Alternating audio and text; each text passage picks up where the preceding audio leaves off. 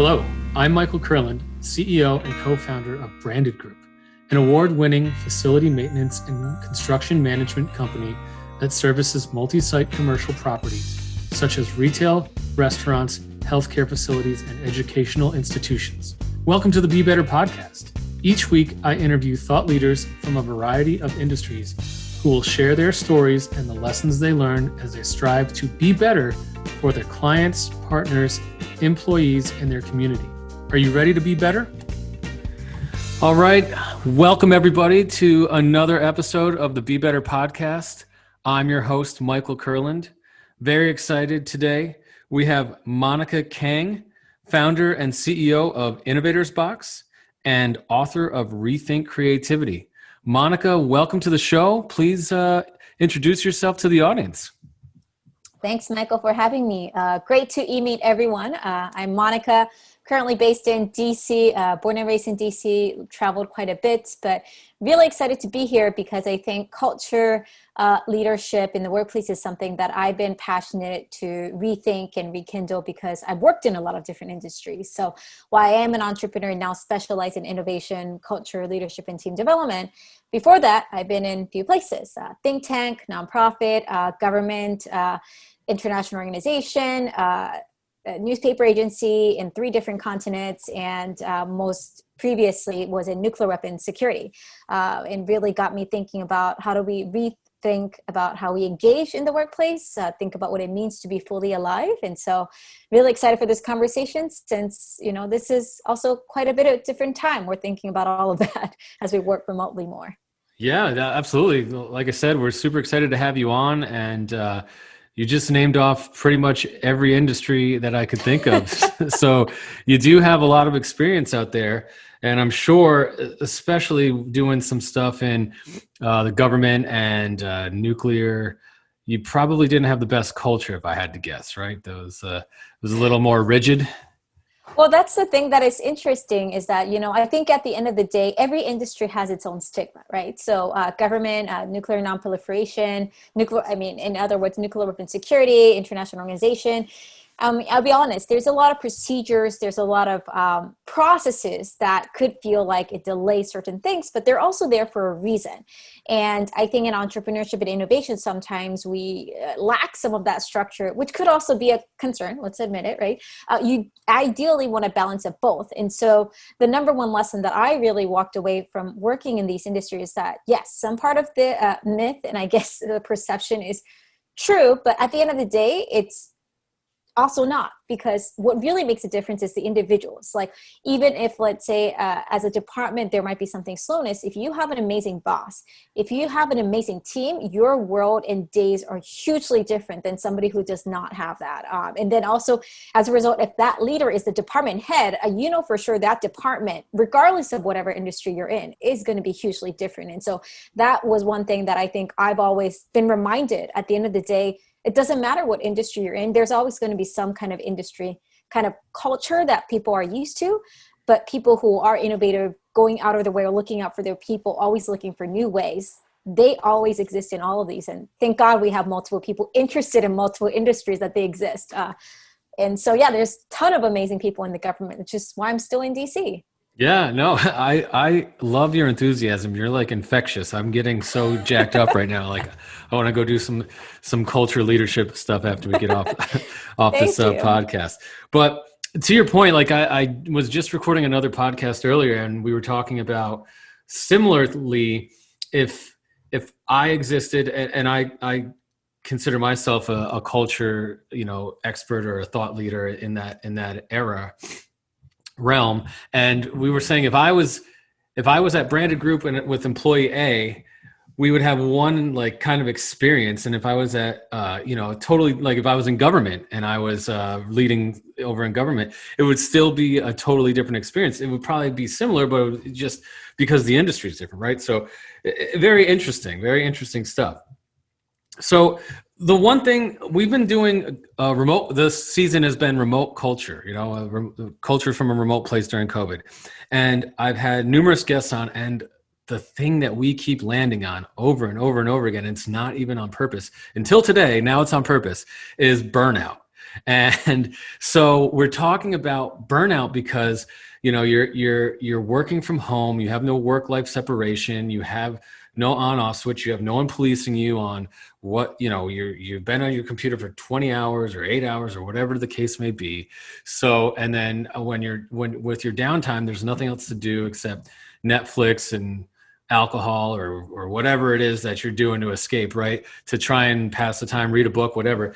So it's leading to this burnout, right? And that's one thing that I wanted to touch on with you, because you brought up a great point when we had our pre-meeting, which was you know, how do you facilitate and manage your calendar? So let's get into that. Everyone's feeling the burnout. How can you rethink how you manage your calendar, time, energy, and prevent that burnout? Thank you, Michael. And yes, indeed. I can see folks like, okay, where's that part where they're going to talk about this? Because I need to implement this right now in my life. I mean, I think the first question that we're not often asking, which is why a lot of the approaches that people are reading online and trying out is not getting the result, is because we're not actually going to the core reason of why this is happening. So let's be honest, Michael, right? Like the whole reason why burnout is happening is not just because of COVID. It's because that culture was already there for a very long time. And I mean, I am guilty of being part of two cultures, American and Asian, where we work and love working a lot. We are working on a holiday. Right, exactly. And it's okay. And I think it's part of it. Like, I don't want to say that that's necessarily a black and white bad thing. I love what I do. I know many of all of you who are here, like, would love what you do, but sometimes it's a challenge when it like takes over, right? Now you're confused. I'm like, wait, I thought I loved it, but now it's like taking over too much. Or maybe for some of it's like, Monica, I don't even love it. So I'm in now 0.0, like, where do I even start? And so I think the first question we really have to think about is that what's really causing it? And what was that sentiment and sign even pre-COVID? Because without fully understanding that, we don't know the source to how to adjust. So I say that even to talk about giving tactics and strategies and thoughts in like calendar, time, and energy management, because for some of you, it might be that, you know what, I'm actually I'm good with my calendar actually. Like I know when I'm going on, when I'm going off. I don't check in and out after that, but I still feel burned out. I don't know why. So keep that perspective in mind. There's other people who's like, I'm horrible with calendars, but I don't think that's actually the cause. Like, I'm not really sure. And for others, it might be like, I feel like I'm not necessarily in a lot of meetings, but why am I feeling Zoom fatigue? I know other friends who are like 7-hour calls. Like, I get why they're tired. I have only 2 or 3 calls. Like, why am I still tired? So feeling almost like that guilt and confusion. And so part of the reason is because it's not just because of us needing to go on video. It's not just because we feel like the work feels longer. It's because a lot of the habits that we have not adjusted before the pandemic is just creeping and expanded upon, which is why now we're feeling a lot more confused. So let me give you some specific examples. So I know in the case, the reason why I brought out the calendar is that often we want to be productive. In the thrive of wanting to be productive, what happens in the calendar is we book a lot of back-to-back things. I'm like, oh, well, 5-10 minutes, no problem. Let me just put you right in here. Like, I just have an hour slot. Why don't we do a meeting right now, right? And then what we end up realizing and not realizing is that we are in such a back-to-back switch of a mindset, switch of decision-making, that we don't realize how tiring it is. Is my DC siren too loud? No, it's fine. They'll edit that out. Don't worry about that. Okay. You can edit that part out. And so, as a result, what we really, is it too loud? I feel like it's getting louder for me. Oh, we can pause if you'd like, and we can just pick up when I'll just pause because it's going to get louder and louder and louder. Sorry, this is part of living in DC. No problem. I live at the beach and I have a dog, so he gets into pretty much every other episode just by barking at the FedEx guy. So I feel it. Just wants to be part of the conversation. Definitely. And so let me just you're talking about like back-to-back calendars. Yep. Yeah. So the back-to-back calendar happens because the actual reason is because we want to be productive. We feel like if we're not filling that gap, we maybe are missing something. But what, as a result, we're not giving ourselves time to do is probably doing the work that you talked about in the meetings, giving yourself time to actually reflect and process, and most importantly, actually transition time. Because not all meetings are the same, and not all conversations are the same. There's certain conversations, let's be honest, that's going to require a lot more energy and thought and time. And there's some that's going to be actually an energizer. You walk away and you feel even better. You feel more excited. And the reason why the burnout is feeling more real is that because not only are we in more back-to-back calls, that we feel like we have to be there because we're technically quote, quote, available. But two, we're not being as mindful about how that energy spent is holistically. And so one trick that I try to do is yes, I admit, sometimes I can't avoid the back-to-back calls. So I understand, including myself. But what I try to at least do is that I only permit that on certain days in certain time chunks. So then I always give myself permission that, Mondays and Fridays, I have a little bit more flexibility. Tuesdays and Thursdays are my busier days. Wednesday, I make sure, at least if I'm busier in the morning, I try to not schedule meetings on Wednesday afternoons. Or if I do that on Wednesday afternoons, I give myself time on morning. Because what that does, especially for leaders out here, you're giving yourself time to process, delegate, probably actually work through your emails and actually have time to digest and navigate. And what I hope you hence realize through that is by understanding your energy flow, then you can figure out, okay, well, now I realize I tend to be more engaged in the morning to actually process through things. So then you probably want to save the afternoon to schedule your meetings. And then get most of your work, because then you're going to be more engaged even for your meetings later on. And that way, even though you're busy, you're going to feel less burnout because not only will you get things done more productively, in fact, but you'll be able to make more space to manage that balance. So that way, by the end of it, instead of being like, I'm exhausted, I don't know why I did that, you would have balanced out your task and energy flow. And also the type of meetings, you can package that in certain times. So I know that was a lot, but let me pause for a second. Just really, the big thing I want to emphasize again is that this is not surprise. This was not here before problem. And two, how do we see this as a holistic way? That's really the key piece, but that will be the beginning advice I would share. I mean, that was a lot. So audience out there, make sure that you are writing this down because it's great information. And I like to say personally, I tell it to people all the time. I am the king of overscheduling. I will I have 8 hours today. Well, I mean, I can do 8, all these meetings back to back to back to back. And I realized that during COVID because I was doing that. And I'm like, I don't need to do that every day. So to your point, I started doing, so I feel accomplished because I'm doing what you said already. My Mondays and my Fridays are usually a little bit more flexible, if you will, very flexible on Fridays. And my Wednesdays are my partial days, and Thursday and Tuesday are my busiest days.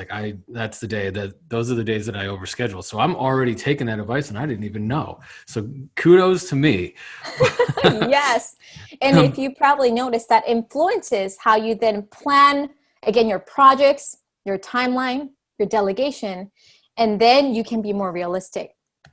And it's I always say, if it's not on my calendar, it doesn't exist, right? So I do live by my calendar.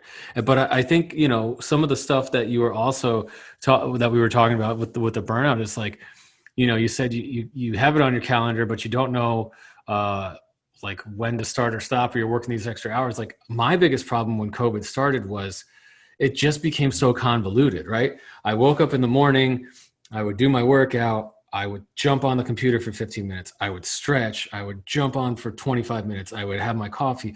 And you go in and out all day because you're like, okay, I got some time here. I got some time here.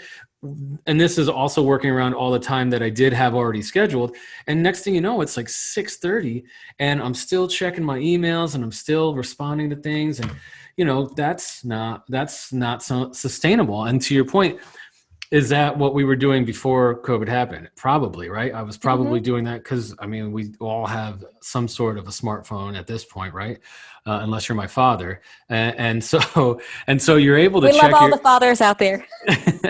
The funny side story, he just got his first iPhone. I can't even get him to answer it. So I don't know what's worse, the flip phone from 93 or trying to teach him how to use an iPhone. But separate episode. Yeah, it's a totally different episode. But yeah, so I think you're right. There was all these built-in work processes, culture processes that we just accepted as the norm that probably, need to be revisited now and post COVID. So I think this is all great information and really excited to talk about it. And so to share one more tip, but also the second lens, I guess my optimistic lens that I'm really excited about is that this increase in burnout and stress that everyone is going through. The optimistic side of me is that I'm really excited that this is really going to have to push more companies to reframe and realize that, hey, it's not possible to do the way things have done before.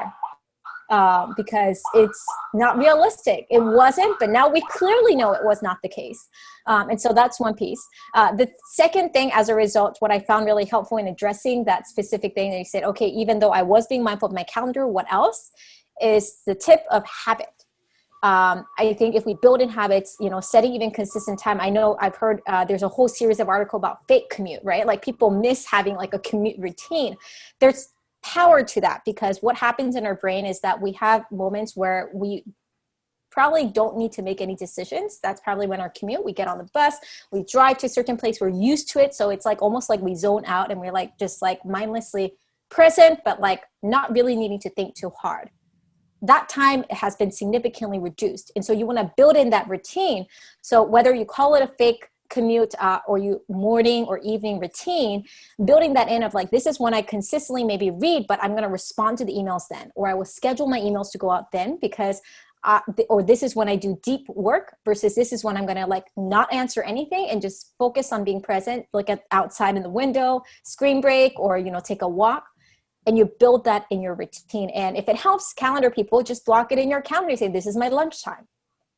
Because if not, then it's not going to happen. I feel like you have like walked into my mind, because I literally was just talking about this morning. I pulled my back out and I have been not stretching, and I'm like, I don't have time to stretch, blah blah blah, and I'm like, I just need to put it on my calendar, because if it's on my calendar I will do it. So now I'm like, I'm blocking out time to stretch. But the other thing is the commute. I said it earlier on my previous podcast. I missed the commute. It was 30 minutes of just like, getting charged up for the day on the way in and coming down from the day just to like relax on the way home. And it was something that you don't realize you miss, and like whether you listen to an Audible book or you were catching up with your parents or whatever it was. And so for me, I've done exactly what you're saying. I built in dog. So the dog is like the healthiest he's ever been in his life. He's this little 17-pound like Jack Russell Chihuahua, and he goes on like 2-mile walks with me like twice a day, so I can get my 30 minutes of just like walk time. And that's when I like to listen to my books or podcasts. So I'll take him cruising, and he's probably lost 7 pounds. Everyone else has gained weight during COVID, but Harvey's down like 2 pounds. So good for him. He's like, this is heaven. Can this day? There's days where he turns me around. He's like, come on, man. Like, I'm 17 pounds. Like, you still want to go? So, well, this is great stuff. Let me jump to the next question, because I think it's important. Talk to me about facilitation skills. Like what are they for the audience, and how can they help us thrive specifically now? Really important. And I think this is another realm where we've kind of undervalued and had a certain perception of what it is. I mean, honestly, even now when you're hearing this question, some of you are like, oh, maybe I need to skip this one because I'm not a facilitator. I don't run meetings. That's what my admin does. That's what my event team does. And you might feel like, I'm not really sure how this resonates to leaders or myself. Surprise, surprise, a lot, because one of the things that what facilitation really is about is how you facilitate not just a meeting room, but about everything. So honestly, currently, Michael and I, we're both taking turns facilitating this conversation, right? If we were not thinking in that mindset of like, how we are engaging, how are we bouncing back and forth, we might be in a monologue, not a dialogue. And there's a key difference in that. And of course, when you have more people in the meeting room, that's why having a facilitator-minded folks, I say minded as a key difference than just individual who's putting together the agenda or the meeting notes, makes the energy in the room and the result from the meeting to be completely different. Because when you're coming into that mindset and walking into the meetings, of course, not only are you seeing that productivity of getting the results done, but actually in a more effective, thoughtful, and fun way, because you're always thinking about the audience. What do they need? I mean, we're thinking about what you're all going to benefit from our conversation. We could be talking about anything, but we're thinking about all of you. Secondly, we're thinking about the time.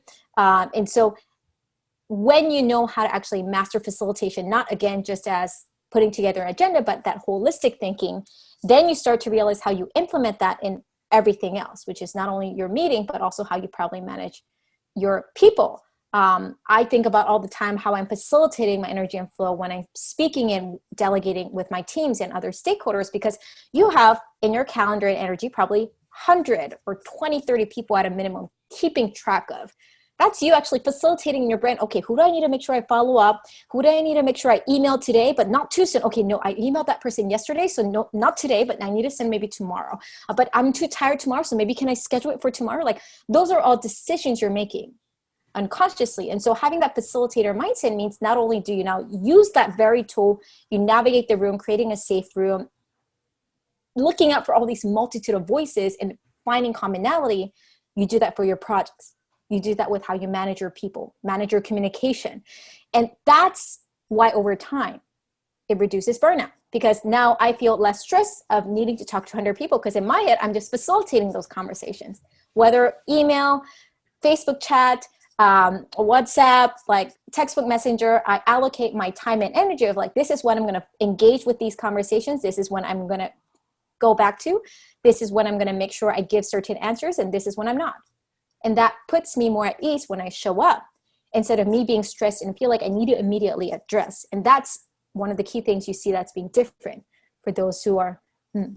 So did that help provide some insights? Oh yeah, definitely. I think what I took out of that is, we are so used to being an instant gratification society where, I grew up, cell phones were like the Zach Morris, like big thing in a suitcase, right? And then they've evolved to being basically a computer in your pocket, or I've even heard some people even talk as a bionic piece of a person, right? Because they're the newest accessory. And so, where was I going with that? So when we grew up, you didn't have to get back to anyone right away. You got a call at your house on your answering machine. You're like, call Aunt Susie tomorrow. Now you get a text message, and we've like almost Pavlov dog trained ourselves to like text message, immediate response, email, immediate response. And like that creates chaos in your head, like you just said. So if you can learn to facilitate and organize your thoughts and your time, you can be more successful and not burn out, because you don't always feel like you're under the gun to answer this like imaginary pressure to respond. And like I even find myself sometimes on the other end, like I text him, I can see those bubbles popping up, I know he's typing, why is he not responding to me? And it's it's ludicrous. Like 30 seconds is too like long to wait. No, it's just that our patience and our instant gratification has become wired in a different way. So I really think the fact of being able to facilitate what you're trying to do, organize and get all your thoughts squared away, and respond to emails at 10 a.m., respond to texts at 10:30. It's such a good strategy. So I appreciate that. So that the other side I would also add is that it's important to think from the flip side, Michael, which you shared as a clear example. So good leaders who have that facilitator kind of, open mindset would recognize that, okay, I did send out, I do want to fast respond, but I'm going to keep that in mind. And then you're being thoughtful. You're basically, at the end of the day, you want to curate that conversation. So let's say I haven't heard back from Susan, who was supposed to work on this task. I'm like, instead of me saying like, Susan, where's this task, ... Like I could engage like, Susan, like, I know you've been really swamped, but I trust that you've already taken care of, but like, can you take a moment and like, let me know? Cause I need this result so I can send it off to Jeff and like Sarah. Then she might be like, oh, actually, I did, and I forgot to update you. Or like, that's going to be a different conversation than me starting with a doubt. And I think that often happens when we facilitate a room, but seeing the room, not just in 1 hour, but your room of your entire time and calendar. It's kind of like bringing me to the article that you wrote, thoughtful times require thoughtful communication. Yes. Where you were talking about the 4 takeaways were take space and time to process, reflect on why communicating this matters in context, and be sure to say what you really mean and listen more. Like, I think those are all pertinent skills that we can kind of tie into what you're saying for this facilitation as well. So next question for you is, how can we work across different generations at this time as we work online longer? So important.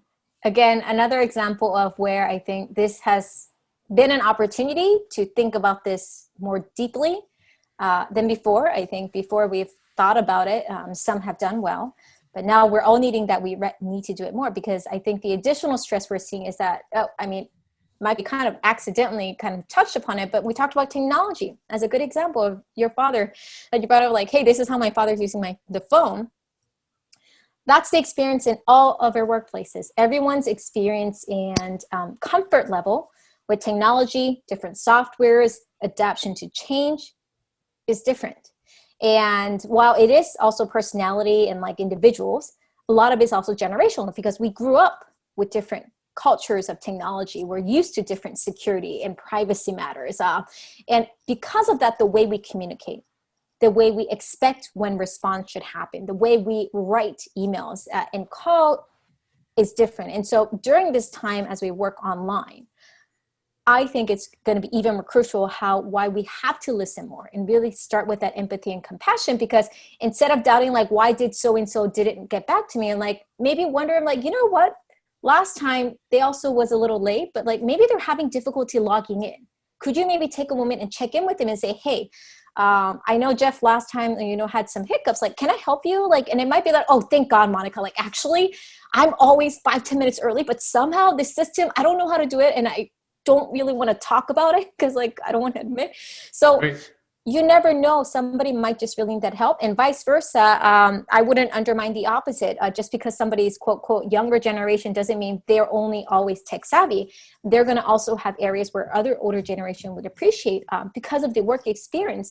You all might, let's say, for instance, like the older generation might have a better understanding how you navigate from phone to text and email faster than somebody who's only used to texting or on chatting. And so that's a skill you can transfer. And so the key is, first, again, if something doesn't work well, if something does work well, just always start with empathy and compassion and trust and listen. And 2, always remember that as much as you can always learn from somebody else, there's probably something you can give to support. And so whatever generation you're at, listening and thinking about your colleagues, don't try to box who they are or where you are. Think about where you all can play a role. And as a result, 3, think about how you cross-collaborate and find that solution. And that might result in actual tangible things, such as, like, now we might want to think about how we restructure our meetings regularly. Do we need the weekly meetings? Or maybe we need the weekly meetings because that permits us to talk through. Or there are certain processes that empower certain types of audiences, but not for everyone. So maybe we need to take a look at that. Are there certain email timings and timeline that doesn't work? And so then that's how you get tangible. But with that, I hope you're hearing how the human equation is really key. Definitely. I think from our point of view, when we went remote on March 13th, which I remember it was a Friday, is also my birthday. And we started on the following Monday, which I guess was the 16th, right? Or maybe it was the 17th. And we had 85 employees at the time. And, some of them had already been remote or had worked remote, but we have an IT administrator in the office, Michelle, and she was paramount. I mean, I'm sure that was the longest weekend of her life, was just getting everyone set up to be ready to go on Monday. But Monday morning we were good to go, and very little hiccups, none that I knew of. So she is the one that's got that empathy to be able to cross-generational talk to, because we got some people in the office that come to mind right off the top of my head that, they know how to turn their computer on and off. That's about it. And then there's others that are, really tech savvy. But the one thing that you did mention too, that really hit home for me is, like, I also run the sales department at Branded Group, and I don't consider myself old. I'm 41 years old, and I was brought up to pound the phones when you're making sales, and you can follow up with an email, that whole thing. And I have a very young sales team, and they communicate via, like, LinkedIn messaging. And they're doing just fine. And initially it was hard for me to like let go, like, you don't need to make phone calls. And they were like, Like Michael. we're selling. It's okay. So I've had to let go of that. So anyway, that's good information. And it's definitely pertinent right now. So how can we build a good culture even with team members that we have never met? This is definitely a new thing going on out there, especially as people get hired during this time.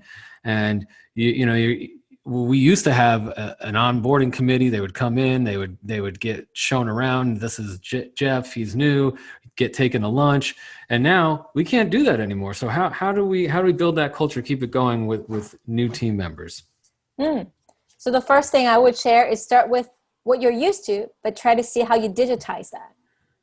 Because the key thing about what we've had in most companies' onboarding culture is the sentiment was always there with well-intentioned, right? You want to make sure that person feels welcomed, be part of the team, get to know all the ropes around, have enough time. This is how you log in. This is how you set up.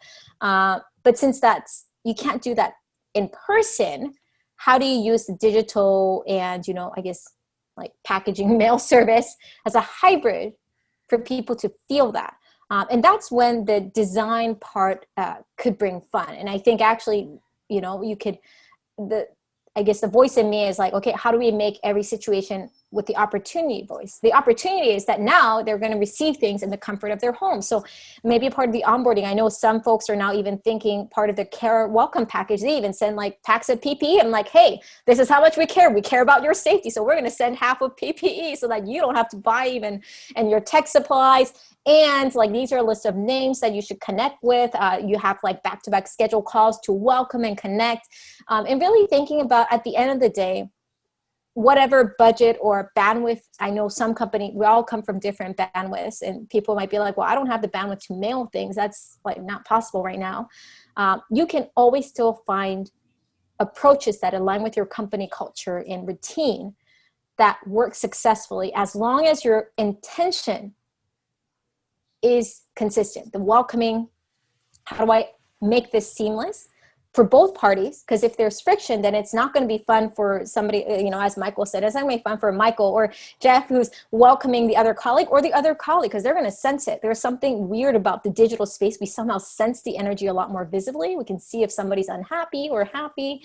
And then third, as a result, how do you simplify it consistently, so that way whoever gets on board throughout the phases, they're not like, oh, that's what I got when I got onboarded 3 months ago, but like, this is what this other colleague is getting. Like, that doesn't seem fair. Like, you don't want to ever create that. So think about what you can do consistently that aligns again with your culture. But again, take the opportunity to use this hybrid space. And again, remembering that at the end of the day, ask that question, is this going to make this person feel welcomed, uniquely part of your culture and of your company?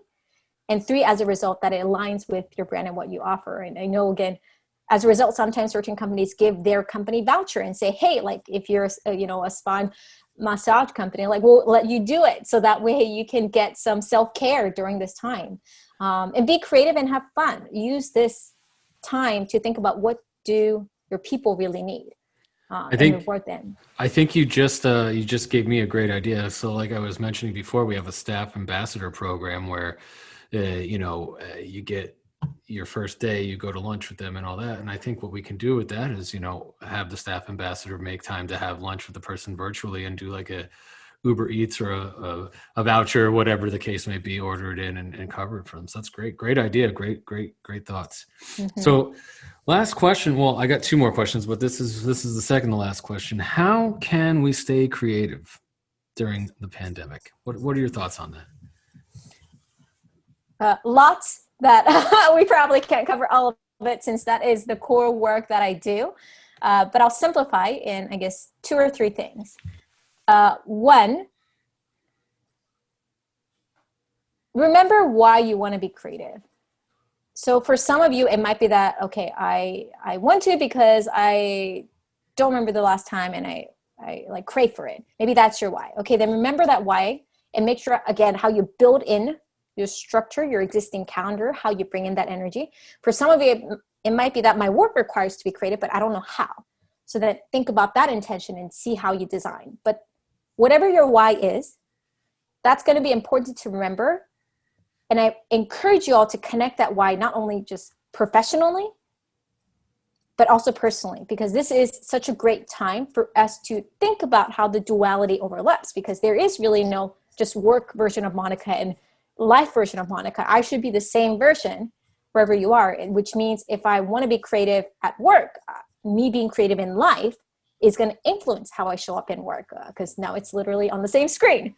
So that's the one thing, the first thing, thinking about your why. The two, as a result, then you define on your how. And it might be that, okay, think about what inspires you to think differently and want to be curious. If I ask that question, you should immediately have hopefully some thoughts of like, oh, you know what? I am a huge movie person. I get so curious about like, you know, why is this actor doing this? Like, oh, this location, I want to look up all these locations. Like, why did they, if I have this director, like I get so curious when I watch movies. Like, that's great. So then how do you build your routine? Not only just like binge watching and just, you know, as we were joking about, like, you know, just Netflixing and chilling, but use it as a routine way that you actually do that as a thought activity. When I watch these movies, I want to think of 5 interesting questions and like make it fun for you.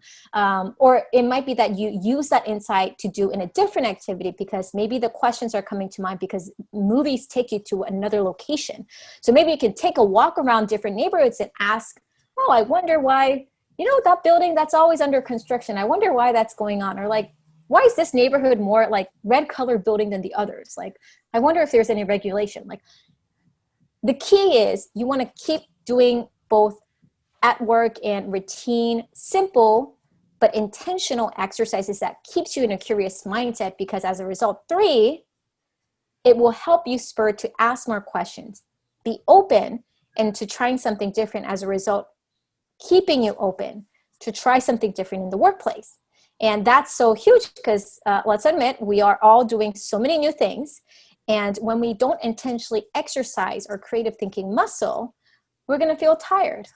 Just like our physical muscle, if we're not exercising regularly, we're going to feel more like tired after even just like, you know, going 1 mile and like, or 1 or 2 miles. But if you exercise regularly, even when somebody is not asking for your creative ideas, you're going to probably notice like, oh, hey, Michael, can I jump in? Like, I have this great idea. I want to share. Like, you're going to be more excited to do that both in work and life. And that element is so key, because we absolutely need more people, especially now, who's going to be open, ask more questions, and be curious about every single thing, even the most mundane, routine things, because that is, we need so many more innovation and new ideas. And so I encourage y'all to build those so that you can be more creative.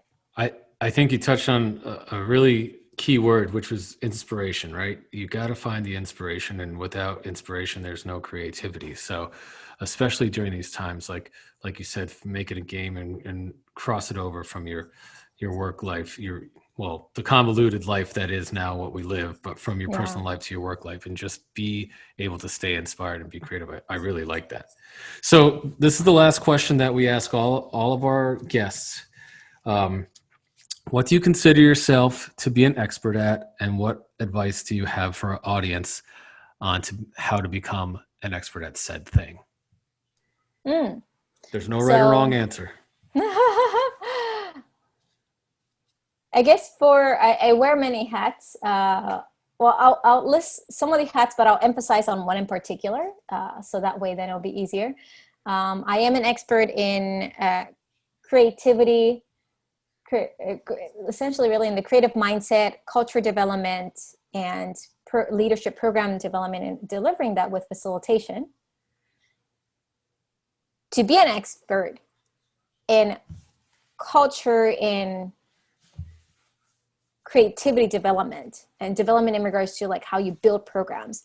One thing, the few things that I found really helpful is one, just as I just spoke a moment ago, be curious.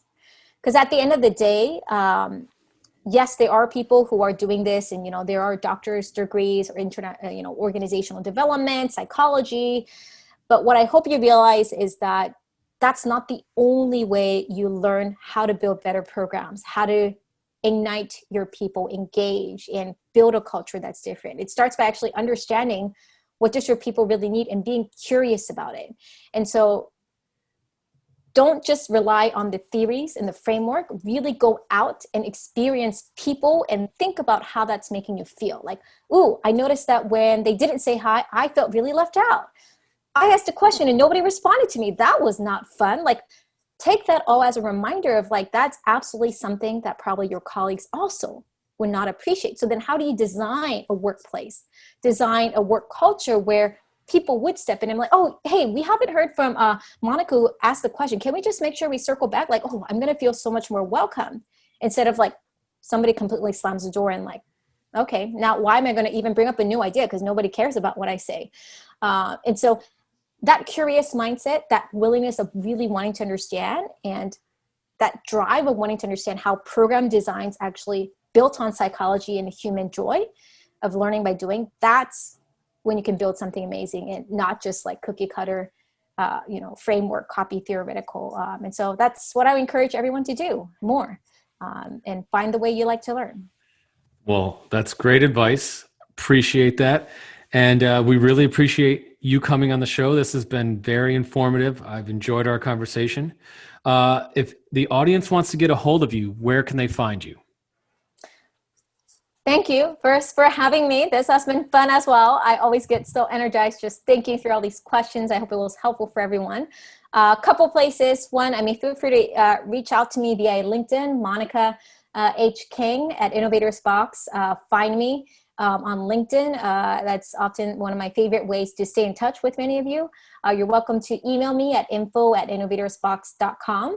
If you have any specific questions, I always love meeting folks. And I have a lot of free resources also on our site. So please use those, innovatorsbox.com/free resources, just resources, and including some of the courses and free worksheets so that you can implement some of these tools. But find me there and look forward to hearing from you. Monica, thank you so much for coming on. Have a good day. And audience, until next time.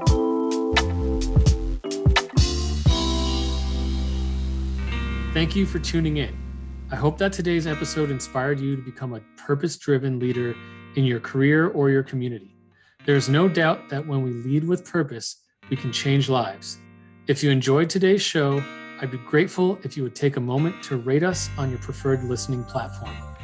To learn more about Branded Group's Be Better experience and how we provide industry-leading, on-demand facility maintenance, construction management, and special project implementation, visit us at www.branded-group.com. Be sure to follow us on social media, and you can also reach out to me directly on LinkedIn. Until next time, be better.